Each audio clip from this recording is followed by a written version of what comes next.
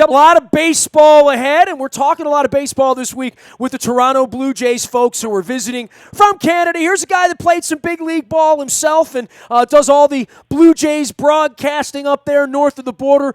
He is in town with the Blue Jays this week, and you can follow his journey out on Twitter, and tens of thousands do, at Siddall Joe. That's Siddall.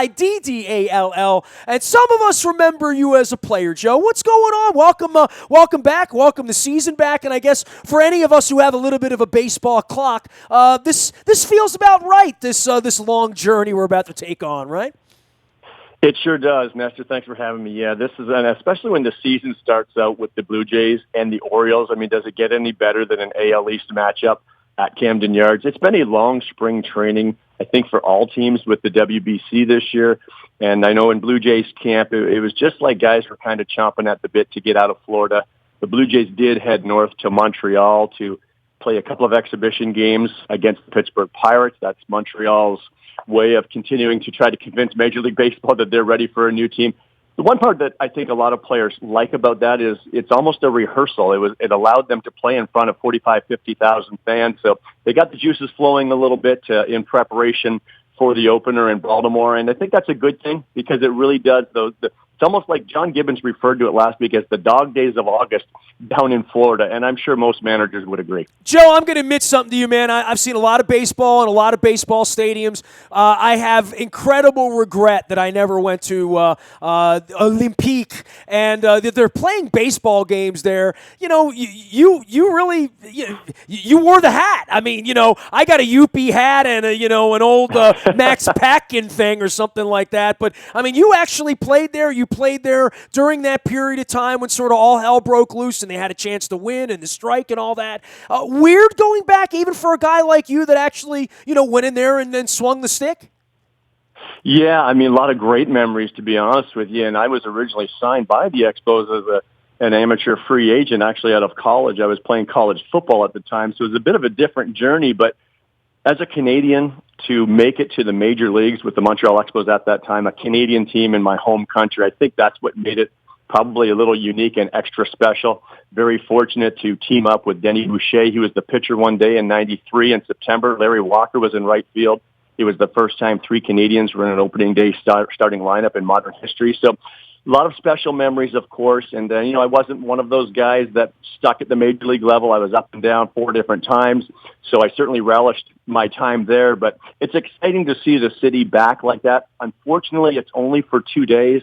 The fans come out. It's great. It's a great couple of days. But I think it's going to be still a little while coming if they were to ever get a team again. I know they're doing everything in their power to do that. But a fun couple of days, no less, for me, for sure. Are you a believer? I mean, do you think they'll ever get a team back there? I think it'll take an awful lot of time. I know that what we were hearing on the weekend is they are telling us that the financial pieces are in place. A location for a downtown stadium is in place. I think those are 2 of the biggest hurdles. But I know Commissioner Rob Manfred continues to talk about the stadium issues in Oakland and down in St. Pete with the Rays, wanting to get those resolved. If something happens with one of those, I think Montreal would be at the top of the list in terms of a relocation. If we're talking expansion, I believe we might be talking after this collective bargaining agreement that was just signed, and it's a 5-year deal. So do I feel confident? I do feel somewhat confident, but I really don't see it in the immediate future. I don't want to be a jerk, but what's it look like with 45,000 in there, man? I mean, it's been since like Gary Carter if I knew they were playing those games, honestly, maybe not this weekend because I was a little busy and under the weather and it's opening day and like all that, but I would plan to do that because I really, I'm a nerd, Joe. I did 30 ballparks in 30 days 2 summers ago for the Bone Marrow Registry. I know we talked about that, and you've had your own battles as well, but that's one place that I've always wanted to see a game. I mean, I'm shocked it's still sort of standing, right? Yeah, if they do it again next year, you should put it on your list. It's a very neat experience, and I don't know how long this is going to continue, and hopefully it just continues each year until maybe Montreal does get a team. But it's something you should do because it's pretty exciting. I think, unfortunately, for these fans, it's 2 days. It's just 2 days that they get to come out. We had over 95,000 people over the 2 days at Olympic Stadium. Very different for them. Of course, they're Blue Jays fans, but, one year we had Boston up, so we had some Red Sox fans. That was kind of neat.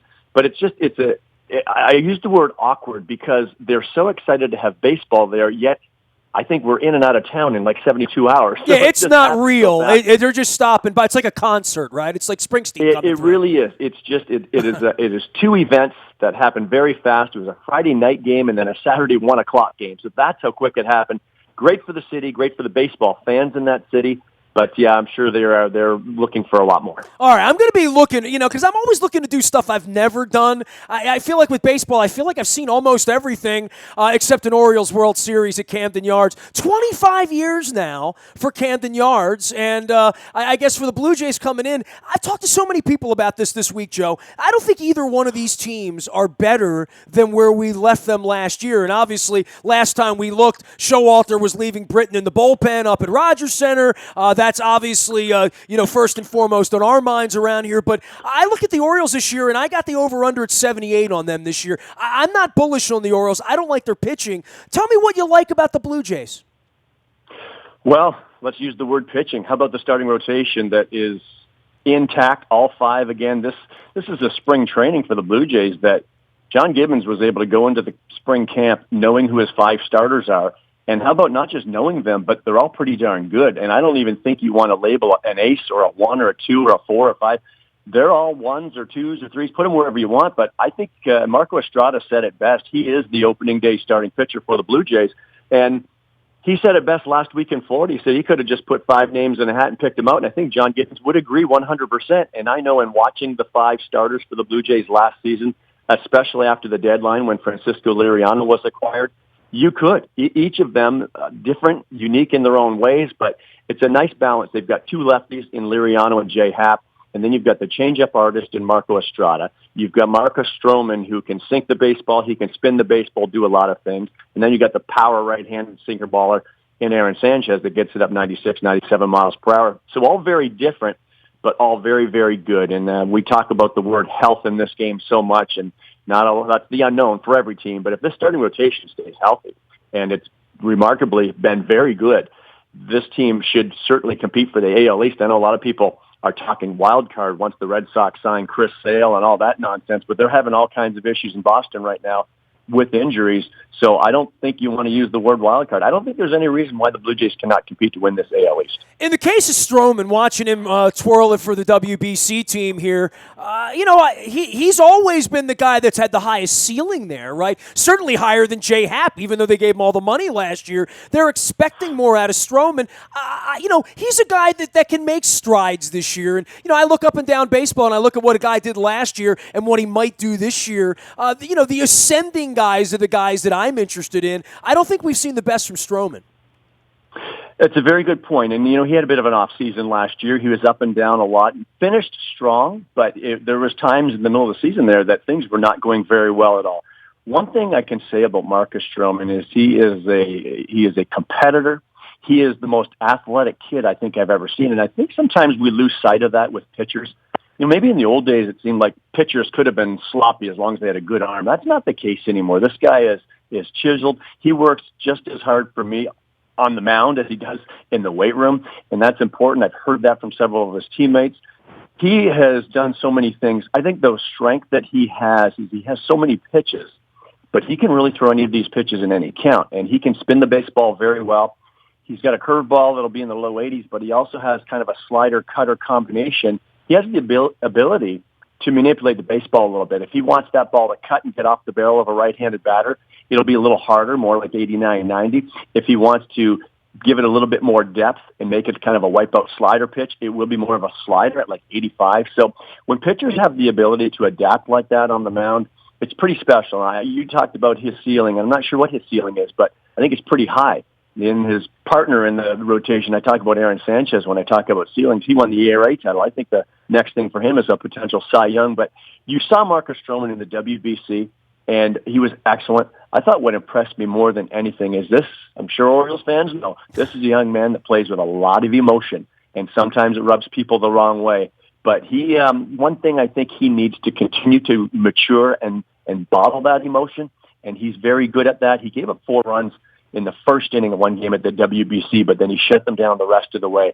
And I was watching that game, and that's, for me, was the big point of the WBC for Marcus Stroman, because he was able to bottle it, stay under control, and hold the other team down. That, for me, is a big hurdle that I think he was able to overcome. Joe Siddall, former major leaguer and current Blue Jays broadcaster, joining us here. You can follow him at Siddall Joe. That's SIDDALLJOE. It's his name backwards, out on Twitter. And, of course, the Blue Jays in here. No Encarnacion. This is kind of strange. And look, for the Blue Jays, and I know we talked about this, I think, last year, I thought 15 went so well. The whole country got behind the team. A lot of money swirling around the team. Shapiro has come in. You got a Baltimore guy running the franchise up there now. That would be very disappointing to me. And I know around here a lot of conjecture about Manny Machado getting away. The team was supported up there. They had the money to sign Encarnacion. A lot of people thought they were going to lose him and Joey Bats. I know it's a little bit of a salve to the wounds because Bats is so popular up there, but they're going to miss Encarnacion in that lineup. Well, there's no question. Those are some very big shoes to fill, and we've talked so much about the business side of this sport. And if you look back when that offseason began, the Blue Jays offered Edwin 4 years and $80 million, and he turned it down. And, when you look back at that time, I believe, and I think a lot of people in baseball believed Edwin was going to probably sign a $115 million contract. And boy, did the industry ever change throughout the course of the offseason. We saw a lot of pretty good players sitting out there for a while, signing very late. He ended up getting 3 years and $60 guaranteed from the Cleveland Indians. So he actually signed for less money. There is an option year, but that's how ironic this offseason went. But I think the Blue Jays had to do what they did. Once Edwin turned them down, they knew, or they felt, that the next best hitter out on that market was Kendrys Morales. And you guys, I'm sure, have seen him a fair bit in the American League as well. This is a guy that can flat out hit. And I tell you what, I think him combined with another name that Orioles fans are very familiar with, and Steve Pearce, these guys can provide, I think, a lot of punch. You're going to miss the slugging abilities of Edwin Encarnacion. Michael Saunders also had an all-star first half. But I think Morales and Pearce can make up for a lot of things. And I think Kendrys might be that maybe better overall type hitter in terms of putting the ball in play, maybe fewer strikeouts. So I think Pearce and Morales can team up to do some damage. Joe, for the rest of the American League East, and you mentioned the woes of the Red Sox, I mean, the heaviest thing in Boston's the expectations, right? I mean, they sort of have to win 95 games or else, right? Well, I think, too, when you look at what they did in the offseason, and I mentioned it earlier, when they got Chris Sale in that trade, I think I was sitting at home and took a step back and said, oh, boy, okay, that's the Red Sox division now. Now everybody else has to fight for a wild card, because that's just after what Rick Porcello did last year and, of course, David Price at the time. But, oh, how things changed. Now David Price is on the shelf. Tyler Thornburg, who they acquired in the offseason, he's starting on the DL, and you still have Carson Smith out. So there's a lot of issues there. Can Pablo Sandoval come back? And they talked about how he's the renewed Sandoval now. Well, we'll see at third base. They did acquire Mitch Moreland, the Gold Glover, at first. That can help the pitching staff. But Hanley Ramirez has been kind of on the shelf, not playing much defense with a shoulder this spring. So there's a lot of issues hanging around the Boston Red Sox right now. And listen, that can happen to any team in the next week or two. But I think as we speak right now, there is no one in the AL East that should not say this division is up for grabs. I thought in the offseason it was Boston's division solely, but I don't feel that way right now. Yeah, I'm worried about Tillman around here. I mean, that's why I'm not bullish on the Orioles. The back end of the rotation, incredibly suspect. I sort of look at the Blue Jays and say, boy, I wish we had that sort of thing going on. If we had those five pitchers, I feel a whole lot better about the Orioles. That's for sure. Even though the Orioles have limitations, getting on base, station to station, all of those problems, pitching can make up for a lot of that if you get starters taking you to the seventh inning. Well, they can. I think that's where these two teams are different, the Orioles and the Blue Jays. What the Blue Jays can do is they're going to throw a pretty darn good starter out there every day that can probably give you 6-7 innings, keep your team in the ballgame. Now, I think the Orioles are different in that they have a lot of issues in their starting rotation, but they can slug the baseball, and if they can get a lead to their bullpen, there's some pretty good arms back there, and the Blue Jays have had to deal with that, no question. But so different. Both two different types of teams. I prefer and I like the way the Blue Jays are set up with that starting rotation, because as a manager, when you're throwing out any one of the five Blue Jay starters, you feel good about winning a baseball game that day, hands down. That's just the way you feel, because you feel that guy's going to give you 6-7 solid innings. Now, it's not going to happen all the time, but I used to say it all starts with starting pitching, and it does, but as we know, there's many facets to a ball game. You do have to hit. You do have to be able to shut things down out of the bullpen. And the Blue Jays had all kinds of issues in their bullpen last season, especially early on. two of their best relievers last year turned out to be Joaquin Benoit and Jason Grilli, and neither of them even started the season with the team. So it's a long season. It's 6 months. I wouldn't get too excited about the month of April. I've always felt, and I know a lot of general managers say, give it 60 days, give it April and May, and that's when we find out what we have. And then we can spend the next month or two to tweak things and the next month or two to try to win the division. Joe, worried about Osuna, or you think this is a little blip? I'm not, and the reason I'm not is because it's just some upper back stiffness, what it is. And he took off to the WBC, pitched for Mexico. It was a great opportunity for this young man, and most of you know his story. This is a guy that comes from great bloodlines. He's pitching professionally in Mexico at 16 years old, and he had a chance to pitch in front of his home country, so he jumped at that opportunity. But I think with a lot of these guys that have gone over to the World Baseball Classic this spring, Jose Bautista sat out the last game for the Dominican too with that. There's a lot of travel. Your schedule is all upset, and I think it can be a combination of travel and your sleep patterns and all that. I think that's what it is with Roberto. He got a little stiffness in those muscles in the upper back. We all get it once in a while when we travel so much, but for an elite closer, his velocity was down a little bit this spring.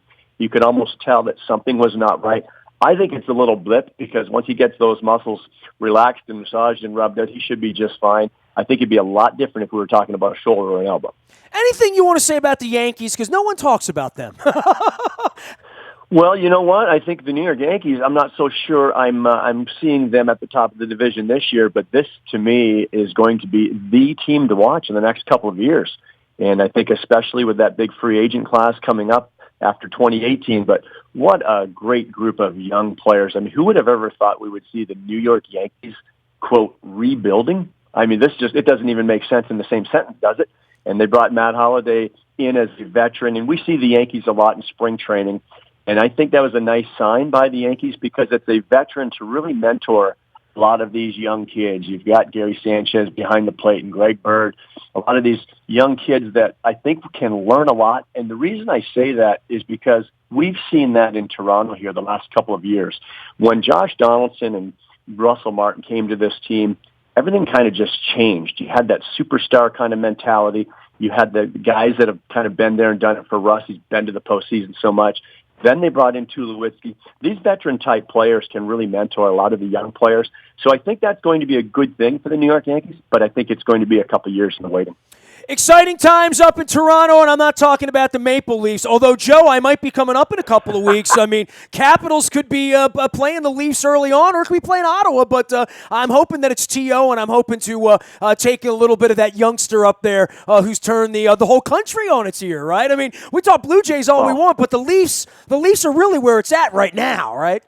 Oh, I tell you what, I was sitting on my couch every game in the winter watching it on TV. I loved it. Of course, you get down to Florida, and you don't get the games as much, so that was killing me. I had to follow it online, but it's going to be exciting for the Blue Jays when they get back to Toronto, of course, starting on the road in Baltimore and down in Florida against the Rays, but they head home on Sunday night, and you've got the Raptors in action. You've got the Maple Leafs that look like they're going to make the playoffs. This city has not had this in a long, long time, and this is going to be very exciting. Even a couple of years ago when the Raptors were in the playoffs, and their game was the same night as the Blue Jays in April, and downtown was absolutely rocking after both games. So now you got a potential for 3 teams in the postseason. Toronto has really come around, and it's going to be a lot of fun. Dude, I'm going to let you in on this. I had a flight booked that whole week to Toronto based around the Pearl Jam concert that didn't happen because you remember that? Remember they moved Pearl Jam? And when they did that, it kind of like screwed up my whole mojo. And Vetter and I last time I saw Vetter, he's drinking at the Cubs celebration. I missed the whole thing. So next time around, though, but I hope to get up to T.O. in a couple of weeks. Good to have you here in Baltimore. No tourist crab cakes for you, man. Don't beat us up too much this week, all right?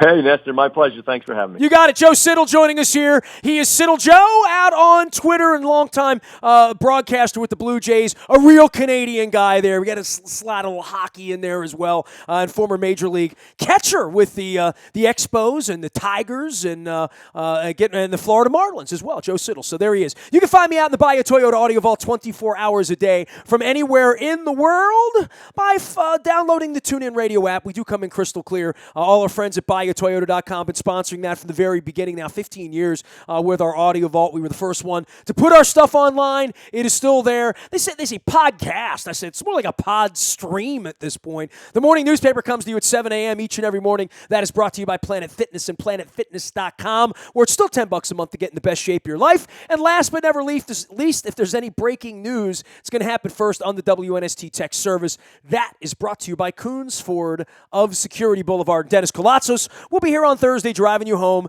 getting you ready for the weekend. There's so much to get ready for, right? Caps, Wizards, we got the draft coming up, the Liars Luncheon, and the Orioles now playing, well, at least for this week, every other day, but pretty soon, pretty much every day, and maybe even some doubleheaders when they get these rainouts going. Hopefully we keep some opening day weather here in the forecast moving forward. We get some baseball in this month. I am Nestor Nasty at WNST.net. Finds me Facebook, Twitter, LinkedIn, Snapchat, Instagram, streaming live on Facebook as well as our YouTube WNSTV channel all over the world. I remember when we were just a little AM radio station. We are WNST.net, AM 1570, and WNST Towson, Baltimore, and we never stop talking Baltimore sports.